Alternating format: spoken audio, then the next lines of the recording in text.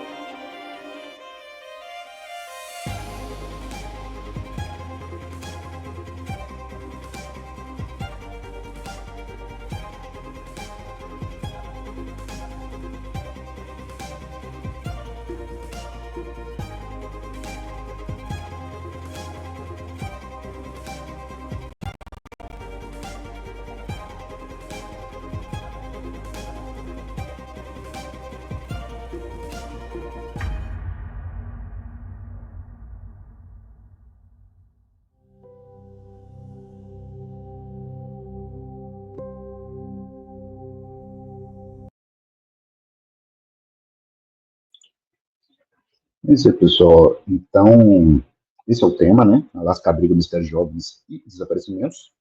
E ele se trata de uma parte pouco habitada do Alasca, onde abriga diversos enigmas, mistérios realmente fascinantes, que vão desde avistamento de OVNIs a um número alarmante de pessoas desaparecidas. Então, pessoal, vamos conhecer um pouquinho desse mistério.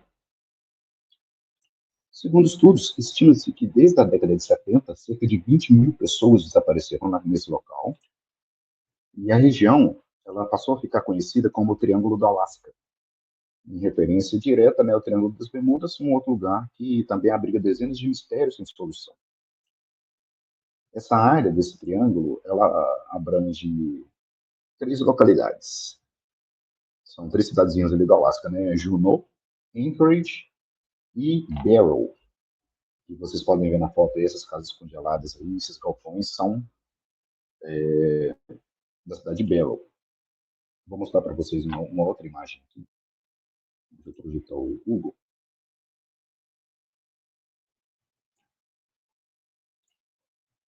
Eu acho que vai ficar mais fácil de visualizar.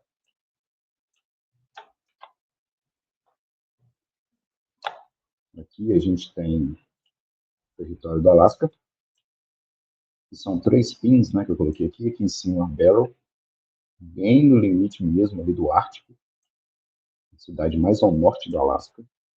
Aqui tem Anchorage, fica numa enseada aqui, aparentemente, bem na área realmente do Golfo do Alasca, né? Essa diferença que a gente está vendo aqui, né, é uma profundidade tremenda que tem aqui até o fundo oceânico. E Juneau, que é outra cidadezinha. Vocês podem ver que é numa área bem irrigada, né? Então tem várias outras cidades menores aqui. E fica bem no limite, essa área, do território de Yukon, que teve o OVNI revelado pela, se não me engano, foi o Ministério, não sei se foi o Ministério ou foi o governo do Canadá, que divulgou aquele OVNI de Yukon, que é o OVNI em forma de donut, né? Ele era bem nesse território de Yukon aqui. Então, seria esse triângulo aqui a referência diária onde essas pessoas são desaparecidas, né? Não são identificadas. Agora eu vou voltar aqui com a projeção. E não sei se vocês chegaram a ver, mas tem um filme bem interessante de vampiros sobre o que acontece nessa região de Barrow. Ele é o 30 dias de noite, né? Onde essa região ela fica sem luz solar durante 30 dias ao longo do ano, e depois ela tem um outro período de luz solar intensa durante 30 dias. Né? Então, tem mais de 20, 21 horas de sol por dia, então as casas têm que ter isolamentos para a luz não passar, né? E durante 30 dias de penumbra ali, as rotinas, né, elas têm que ser adequadas a esse período, deve ser uma região bem intensa de morar, do ponto de vista humano mesmo. Esse local é tão esquisito que a população costuma se referir à região como um centro de atividade paranormal. As explicações variam, e tem gente que diz que extraterrestres estão envolvidos, outros consideram a presença de campos eletromagnéticos, como o do Triângulo das Bermudas. Além disso, algumas histórias locais contam sobre uma criatura assustadora parecida com o famoso pé grande, que assusta os habitantes locais. Então, tem algum tipo de Yeti, né?